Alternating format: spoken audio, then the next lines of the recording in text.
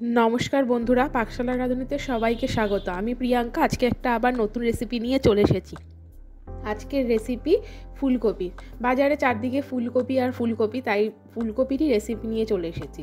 ফুলকপি আমি প্রথমে কেটে টুকরো করে গরম জলে একটু ভিজিয়ে রেখেছিলাম। ভিজিয়ে রেখে আমি সেটাকে তুলে নিয়েছি। আমি কিন্তু এটাকে সেদ্ধ করিনি।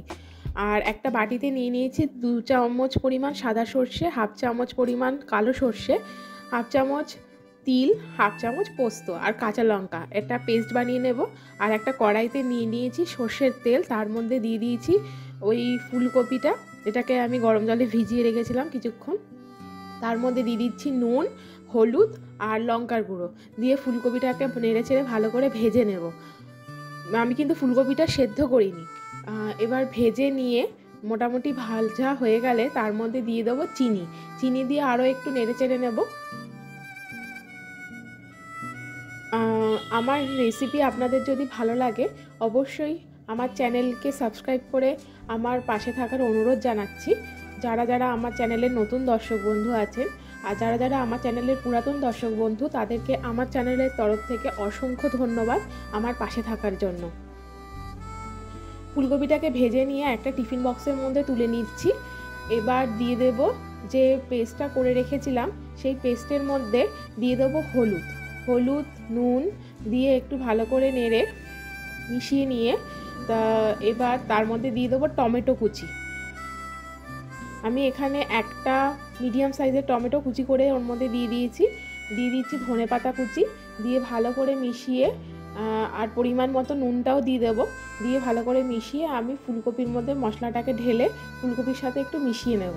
তারপরে দিয়ে দেবো বাটি ধোয়া জলটা এমনভাবে দিতে হবে যাতে ফুলকপি আর জল মোটামুটি সমান পরিমাণে থাকে।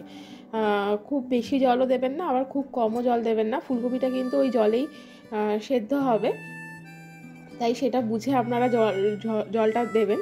তো এবার আমি জল দিয়ে দিয়েছি পরিমাণ মতো, দিয়ে এবার টিফিন বক্সের ঢাকনা আটকে এটাকে আমি স্টিমে দিয়ে দেবো। একটা কড়াইতে নিয়ে নেব জলটার মধ্যে টিফিন বক্সটাকে বসিয়ে গ্যাসের ফ্লেমটাকে আমি বাড়িয়ে দেবো। জলটা ফুটে উঠলে কম আছে 10 থেকে 12 মিনিট মতো এটা হবে। তারপর এটাকে নামিয়ে দেবো। দিয়ে দিচ্ছি একটু কাঁচা সর্ষের তেল। যে কোনো ভাপা সর্ষের জিনিসে কিন্তু একটু কাঁচা তেলের গন্ধটা খুব ভালো লাগে। আমি একটু কাঁচা সর্ষের তেল দিয়ে দিয়েছি। এবার দেখুন আমরা কড়াইতে জল নিয়ে নিয়েছি, তার মধ্যে এটাকে আমি বসিয়ে দিচ্ছি। এইভাবে জল ফুটে উঠলে 10 মিনিট আমরা কম আছে এরমভাবে ঢাকা দেওয়া অবস্থাতেই থাকবে।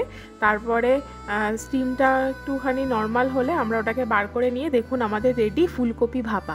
আপনারা এইটা কিন্তু হাঁড়িতে ভাত করলে তার মধ্যেও এটা বসিয়ে দিতে পারেন। খুব তাড়াতাড়ি খুব চটজলদি রান্নাটা হয়ে যাবে, আর খুব একটা খাটাখাটনিরও ব্যাপার নেই।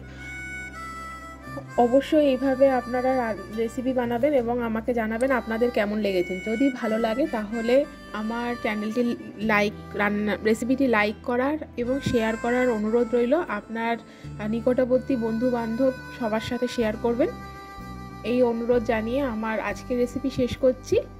পাশে থাকার জন্য ধন্যবাদ।